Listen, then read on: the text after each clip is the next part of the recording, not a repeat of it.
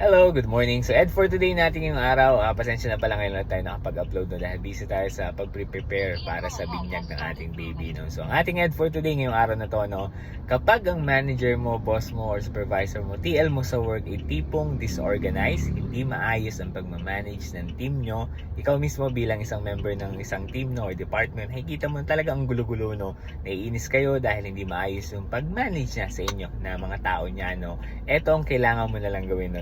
Manage mo na lang yung sarili mo. Ang ibig ko sabihin dito, no, ikaw na lang ang mag-organize ng sarili mo. Gawin mo na maayos yung trabaho mo, mag-isip ka na ibang approach sa mga problema mo sa trabaho, no, maging resourceful ka na lang, no.